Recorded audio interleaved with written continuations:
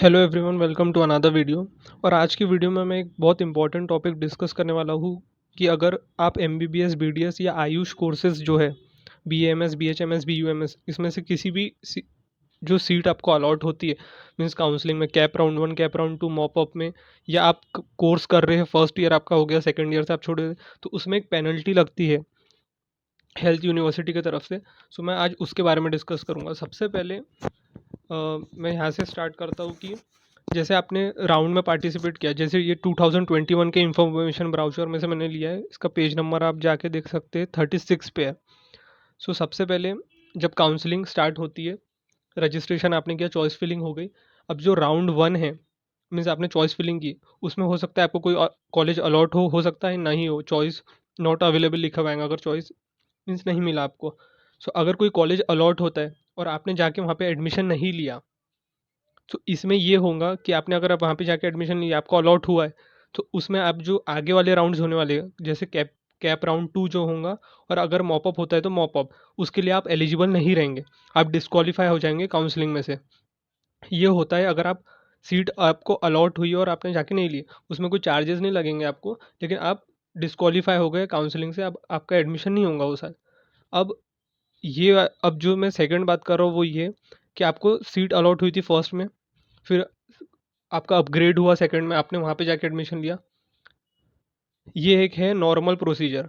अगर आपका last round जो हो रहा है, जैसे कैप कैप 1, कैप 2, मॉपअप, अब मॉपअप राउंड है लास्ट राउंड, सपोज ऐसा कर लो कि मॉपअप 1 जो है वो लास्ट राउंड है, मॉपअप 2 नहीं होने वाला है, और मॉपअप 1 में जो आपको कॉलेज अलॉट हुआ है, आपने वहाँ पे जाके एडमिशन नहीं लिया है।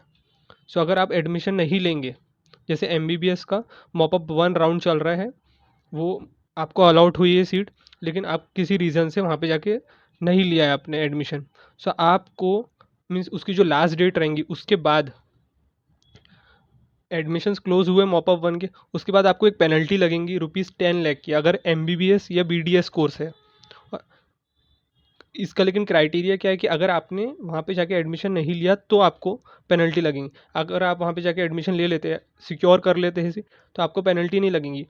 अब पूरे राउंड्स क्लोज होने के बाद एक लास्ट डेट ऑफ कैंसिलेशन आती है, जिसके पहले आप एडमिशन कैंसिल करा सकते हैं, मीन्स आपको सीट नहीं चाहिए। एक last date of cancellation means university की तरफ से आती है, जो हेल्थ साइंसेज की जो हमारी यूनिवर्सिटी है उसके तरफ से। सो आप तब उसके पहले कैंसिल करा सकते हैं, आपको कोई फाइन नहीं लगेंगी। लेकिन अगर वो लास्ट डेट के बाद आप कैंसिल कराते हैं, तब भी आपको पेनल्टी लगेंगी ₹10 लाख एमबीबीएस बीडीएस कोर्स के लिए, और ₹3 लाख आयुष कोर्सेज के लिए।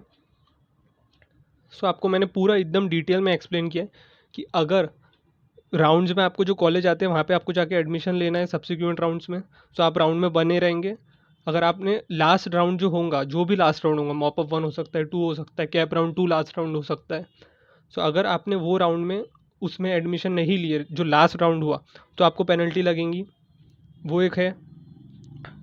और अगर आप फर्स्ट ईयर कर रहे हैं, आपका फर्स्ट ईयर हो गया, कुछ मीन्स फैमिली प्रॉब्लम हो गई या आपको कुछ हो गया है, और आप वो कोर्स बीच में से छोड़ देते हैं, एमबीबीएस, बीडीएस या AYUSH courses, BMS, BHMS, BUMS, बीच में से आप कोर्स छोड़ते हैं, तब भी आपको पेनल्टी लगेंगी। सो वो एमबीबीएस, बीडीएस कोर्सेज के लिए भी ₹10 लाख है, और हमारे जो आयुष कोर्सेज है उसके ₹3 लाख है। तो यहाँ पे लिखा हुआ है।